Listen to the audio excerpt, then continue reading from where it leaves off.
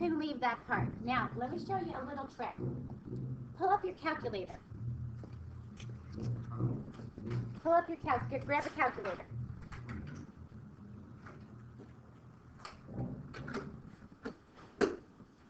Okay. You're going to put in your equation in y1. We're going to put in your vertex form in y2. Shouldn't they be in the same equation? They should.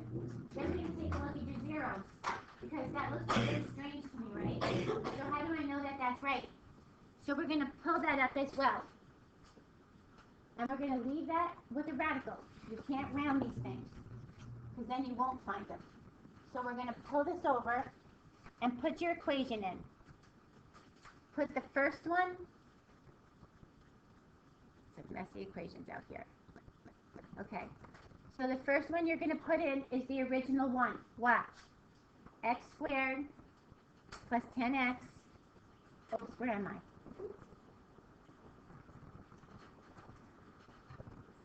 Put your original one in here. Then in the second one, I want you to put the one you found with the vertex. You found this one right here. Put that in the second one. I left my bubble thing so that you can see the bubble go right on top of it. Do you need to? No, because you can always see that it is the same, because it's not making any different lines. But let's pull this up. X plus 5. Everybody do this. This is a great way to check your work. Wait, is that bubble thing you're talking about, the thing to the left of the Y? Yeah, you could leave it as a regular line, because you'll see that it doesn't create a different parabola. But the bubble will actually go right over it. So it's kind of neat to see the bubble thing.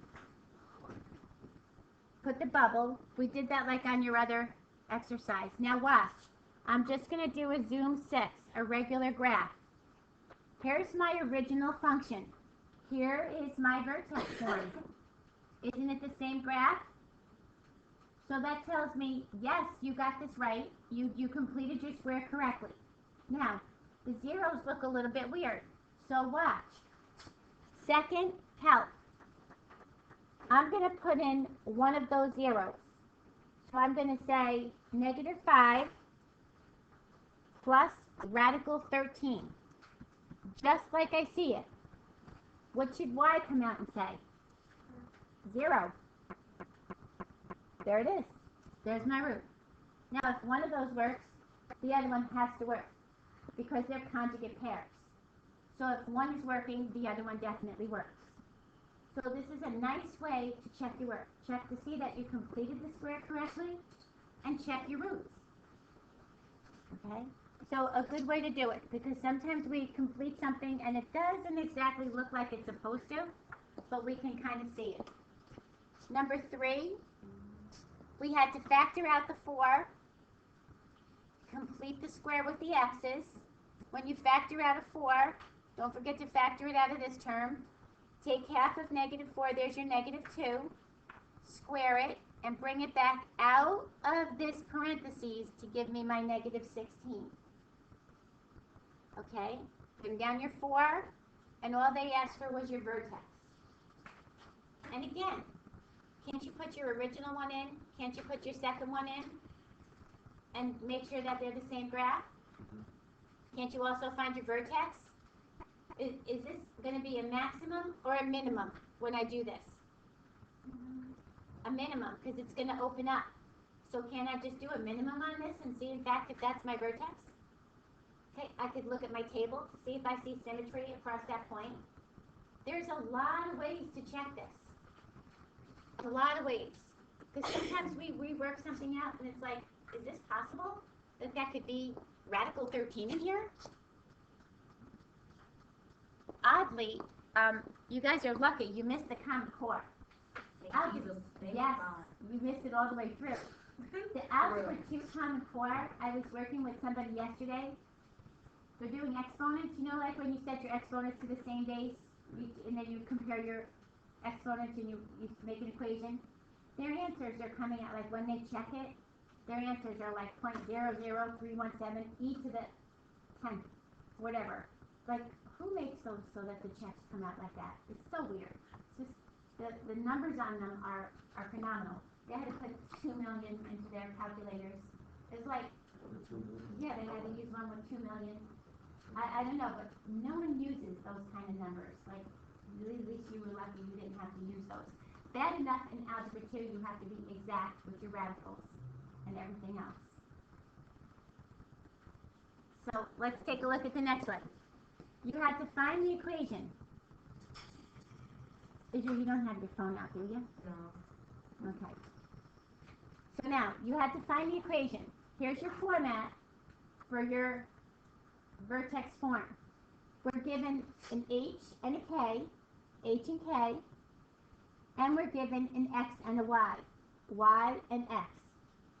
It eliminates all your variables except for A. Kind of like your Y equals mx plus b. We find A, and then we put it back into your equation. Now, a good thing to do is to take this equation, graph it, and see if in fact that is your vertex, and in fact, does it pass through that point, 5, 7. If once you graph it and it passes through that point, you got it. Then it asks for us to put it in the format of your ax squared plus bx plus c. So what you had to do first was FOIL this out, which I FOILed here. Keep it simple, just distribute it, and just collect your like terms. That says 13 over 9. And the very last one, I know some of you didn't do all these. You had to put that in vertex form. So FOIL that middle, those two out, and then distribute your -2. You end up with a regular quadratic, ax squared plus bx plus c. Factor out your -2, and complete your square. Wait, so you want to FOIL it before you distribute it? You could distribute the -2 to the first one, and then FOIL that, but don't distribute the -2 to both. So it doesn't matter what order you do them in.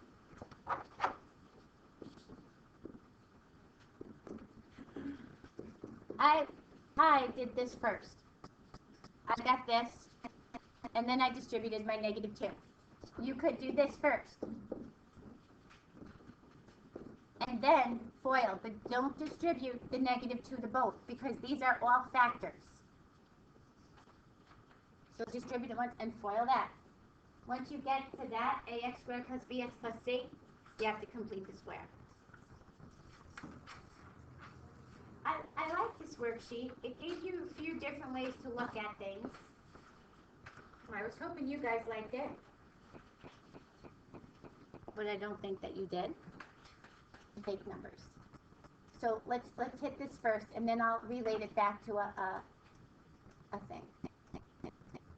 My voice is going to go up.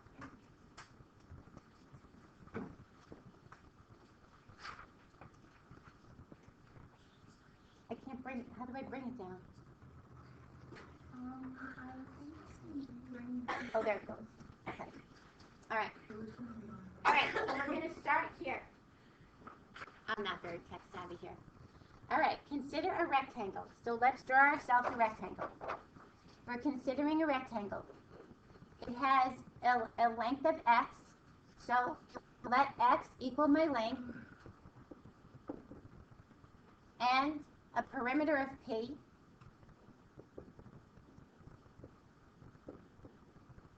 and we're going to let y equal my width. So this is what my rectangle is going to look like. We're going to have two variables. Now, are those variables have any restrictions? Can they be any number? They can't be negative. So right away I know I have to have positive numbers. This is a positive number. This is a positive number. Okay? I want to express my area as a function of x. What's the area formula for this? X times y. Okay, I want to use my graph to find out what length and what width I would need to maximize my area. As soon as you see the word maximum or minimum, this is what goes into your y1 in your calculator. We maximize area, we minimize perimeters. But as soon as you see max or min, y1. So in my y1, I'm going to say my area. Oh, and you told me your area formula is x times y. Now, this y1 represents my area. This x and this y represent the side of my rectangle. Okay? Now, if I go to my calculator, I can't exactly put in x times y in my y equals, right? I can only use x. So I have to have something to substitute this out. So the second part of this problem says, oh, you're going to have a perimeter of 100 feet. So I'm going to say, okay, what's a formula for perimeter for this rectangle? How would I write my perimeter? Jeremiah. Okay, so how would I write this perimeter? I'm just going to say x plus y plus y. Can we simplify this? 2x plus 2y. Good perimeter formula, right? I could even pull the 2 out and say 2 times x plus y. But I can leave it like this. And does it have to be a rectangle? Yep, that's what your problem says. We have a rectangle. Now, I'm going to substitute for y in terms of x so that we can substitute that back in. So we're going to take this formula and we're going to solve this for y. So how can I do this? Well, first of all, let's plug in my perimeter. My perimeter is 100. How can I solve this for y? Minus 2x.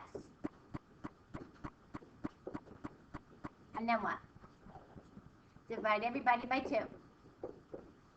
So I'm going to get 50 minus x equals y.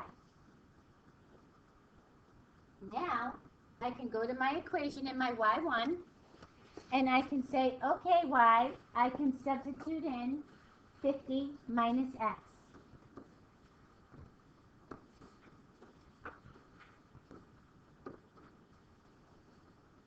Good so far? This is the equation that I'm going to use. What's it going to give me when I graph this? A parabola. Which way is it going to open? Down, because look where that negative is.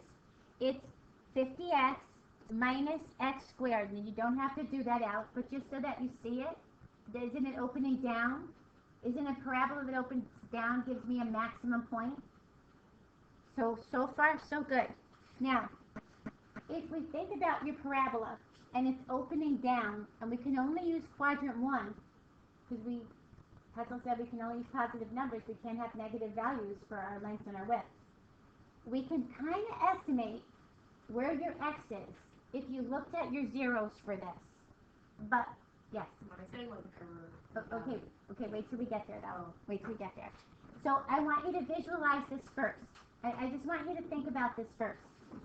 So we can kind of almost set this equal to 0 and say, here's your factors. X is equal to 0, 50 minus x is equal to 0. So I'm somehow going from 0 to 50. I want you to make sense out of this. That's why I wanted to do the rectangles first. Now, in your calculator, the hardest part is your window. So let's go to your y equals, clear everything out, and put in what we just found. Don't distribute it. Leave it like that. 50 minus x. Just do a zoom 6. Okay. Doesn't really look that good. Now, let's narrow down the field here. Let's make sure we've got the right equation, first of all. X times 50 minus x. We're good. Let's go to your window. Sorry.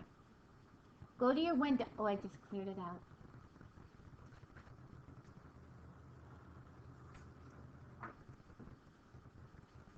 We're going to play with your window for a second. Because there's something out there. Look at my table. There's values out there. There's good values out there. There's my 0, 0. Where should my other 0 be for y? At the what? At the 50. So from 0 to 50, I should see my parabola turn, right? If you have a maximum, your y is going to increase, increase, then decrease, decrease. Now, your window, let's start like this. Let's just start your x mins and your y mins to 0. Because in an application, we said we can have negative lengths, negative widths. So right away, we're in quadrant 1 only. Now, we kind of do know that it goes from 0 to 50. And if I didn't know, I could do this. Watch. Look. See, I still can't see my parabola. But I know that if I start at the 0, my table at the 0, because aren't we in the first quadrant only? This is where you're going to get your numbers for your window from. So this is really important. Otherwise, you'll never see your graph. Your y value is increasing, increasing, increasing, and then starts to decrease, decrease. Agreed? So we're going to find this, and I know this one might take a little bit longer, but you'll get used to finding different ways. We're going to watch this increase, increase. I want you to tell me when you see y decrease. Right there. Now, somewhere right here. Maybe I didn't catch it right here. Maybe I caught it right here. So it doesn't have to be exact. It has to be in the ballpark. You're only making a window. So watch, so say I missed 25, because I already moved to my screen. So I'm going to say, oh yeah, I see it decrease right here. This is what I noticed, 26, 27. It really decreased right here, but that's okay. This is halfway through. I'm going to double this guy to get my whole x, right? Make it a little bit more. So figure 30. 30 and 30 gives me 60. I'll make my x go from 0 to 60. You're looking for a window, not an exact value. I notice it's going to go about this high, somewhere like 625, 621. I'll make it 650. So we said make your x max 60, because I might have missed where it turns, but I can just double what was there. And I noticed I might have missed my y max, so instead of, what was it before 325, make it 350. Okay, now, oops, I missed it. What was in my table? 650. Okay, sorry. So make this 650. This is the hardest part, setting your window. Were you able to find your problem or no? It probably says, like, your table was off. You probably had a minimum instead of a maximum, right? What did we say for the y min again? The y min zeros. Your x min and your y min have to be 0. Oh, what did we just change? We changed your x max and your y max. Now, all I'm looking for is that top point. Where did I maximize? So I'll do second trace. There's my calcs. I'll look for a maximum. I'll set my flash to the left side of it. Anywhere to the left. Anywhere to the right. And I'll enter. I'll take my guess here. Now this is close enough to the 25. So my turning point right here is at 25, comma, 625. Can everybody find that? Yes, Jeremiah. Still didn't get Which part? the The finding the table? Okay. We looked at your table. We know that it was going to start at 0, right? Because didn't we say your x has to start at 0? So start your table at 0. You're maximizing. So doesn't my y value increase, increase, increase, increase, stop at my vertex, and then decrease? Right? So say I didn't know that this went from 0 to 50. I really don't have a clue. So I'm looking at my table. My y value is increasing, increasing. This is where I want to keep my eye on, my increase, increase. I want to find when y starts to decrease. So it's still increasing. I'm still moving along. Still increasing. Agree? Somewhere I keep going. I'm still increasing. I happen to notice right here I increased, but I started to decrease. Now, that is the exact, and isn't that the exact vertex by chance, because it happened to be a perfect number here? That is my vertex. That's halfway through my graph. So we took halfway through and we just doubled everything because we want to go, we doubled your x because we want to get to the other side of it. But that is your maximum y. Now when I did it the first time, I kept scrolling and I said, whoops, I missed the 625. So I'll stop here. So I see myself decreasing. I'm close enough. All I need is a window. So I say, okay, take 29 and double it because I'm going to be halfway through. I made it 30. Take 609. I know it was a little higher because I passed where it turned. I'll make it 650. I'll make it 700. I just need a window. So we made this 60 and this 650. And there, I need to be able to do my math. So I need to see it turn. I need to see it turn. So once I find this turning point, when I find this turning point, I'm good. Because look what I found. Y1 is my area. This is my Y1. This is my X. This is my length. This is my area. So I go back to my let statement, and yeah, I know my length now. But to find my width, I have to come back to one of these formulas. I'm going to come back right here to where it said y is equal to 50 minus x. My x is 25. Therefore, my y is equal to 25. And didn't we kind of realize when we were playing around with this that the closer it was to the same, the maximum area, the minimum perimeter? Wasn't the 6.4 better than the 8.3? Because it was closer to the same number. These happen to be a perfect square. They work out perfectly. So I know my length is 25 and my width is 25. That will give me my maximum area. And isn't my perimeter add up to 100? Right?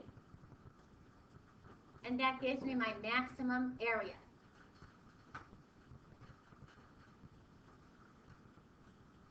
Yeah? Questions? I know you must have a lot of questions. Maximum in your area. But now my perimeter is 36. What's going to change from the problem that we just did? We still have your area in Y1 because we're maximizing it. We still need to take out this Y. How do I substitute out that Y now? Perimeter. Where else do I see a perimeter? Oh, in our perimeter formula. So 36 is equal to 2x plus 2y. I can solve for y so I can put this in my calculator. Subtract 2x. Okay, very good. Divide everything by 2. 18 minus x is equal to y. I'm going to take this and I'm going to substitute it in here. So I'm going to get my y1, which is going to be my area, is x times 18 minus x. That's all that changed, isn't it? Is my perimeter? Should my area be larger or smaller? Smaller, because isn't my perimeter smaller? Now, I want you to think for a second. If I come to my calculator and I go to change this, look at the only thing I have to change is this 50 went to an 18. Could I possibly use the same window? Would it fit? Would I be able to see my parabola turn? Yes, because I didn't make it bigger, I made it smaller. So I still have the same opening in my window, I'm just going to be a little bit lower for my parabola. Watch. Look how little my parabola is. Because my window was set for the big one, And you can change this slightly. You can say, oh, you're still going from here to here, but now I don't want to go as far on my x. Maybe I want to go to 30. I don't need to go as far on this. Maybe I'll just go to 350. Can you do it with that window like that? You absolutely can. Can I leave it like this and find my maximum? I don't care how big it is. I just need to find my maximum. So when I do this, I'm going to look for my maximum. I'm going to go to the left.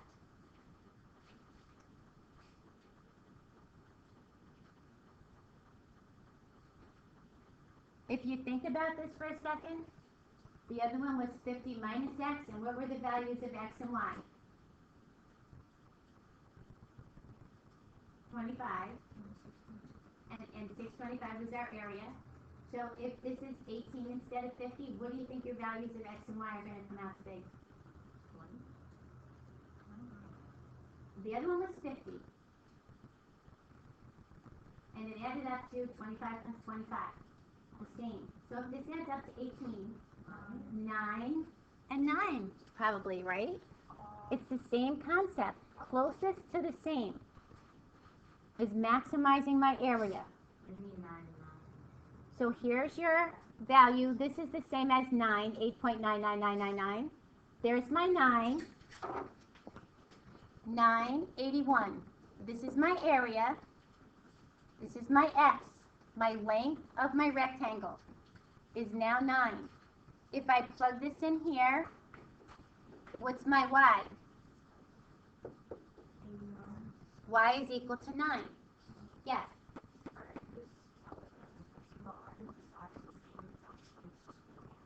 Yes, but a square is a special rectangle.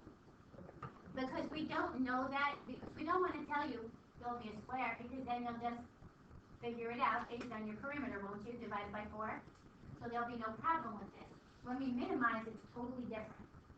When we maximize, we get close. Yes. So point 981, that's where it starts to move back down. That's its vertex. It's the vertex. And then what do you do with that now? So now, when we bring that out, we know what our x value is. Our x in our let statement said this is my length. Now I got to find my width. So I come back to here where I used my perimeter, and I solved for y. So if I substitute this 9 in here, won't I find y? I'll find y.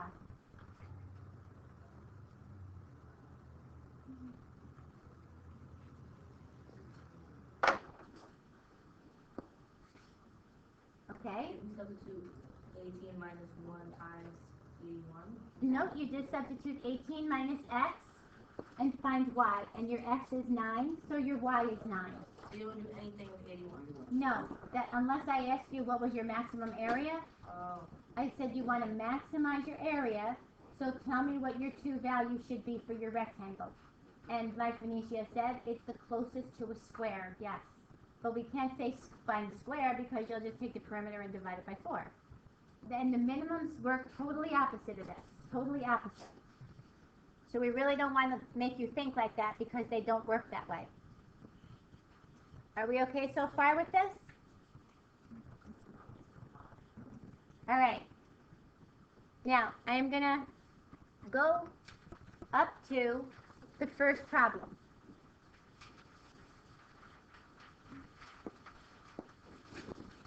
Okay.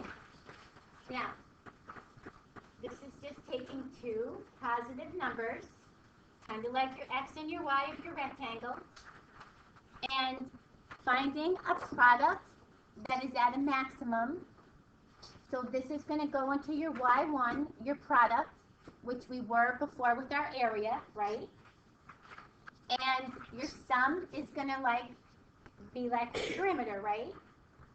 So we need to find two positive real numbers.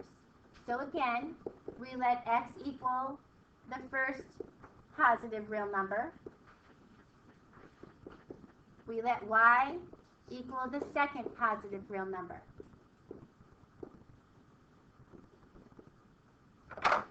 Agree?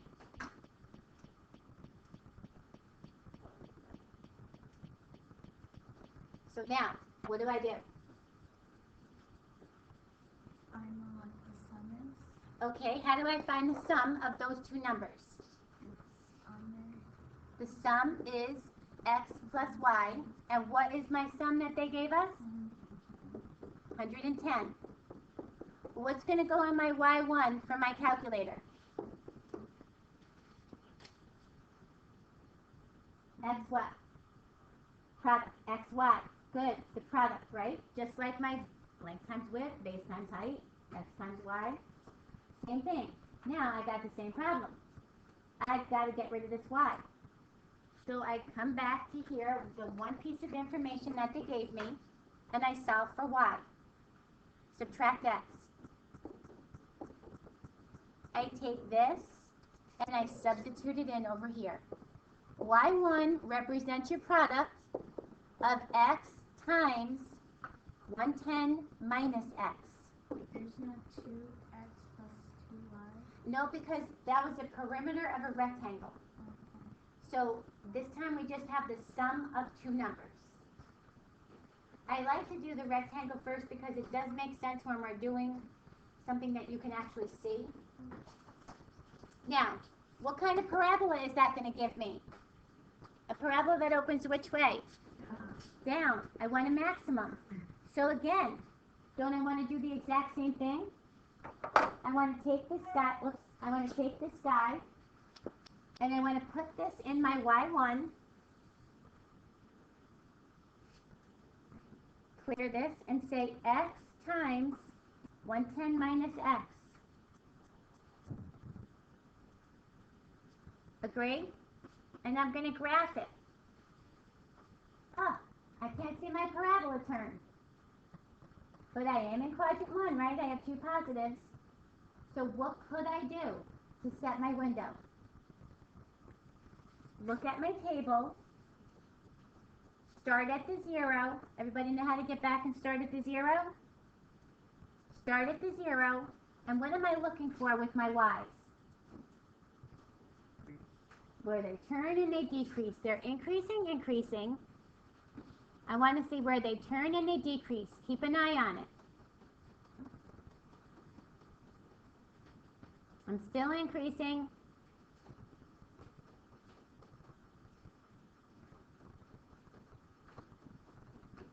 Oops. I noticed I had right there, they started to decrease. Even if you don't find the right spot, get close enough, double the x and make it a little bit more. That's halfway through my graph. So halfway through, my x is 55. So I'll say 60, I'll double it and make it 120. That's as high as my y goes. I'll say 3,200. So I said make my x max be 120. And make my y max be, what did I say, 3,200?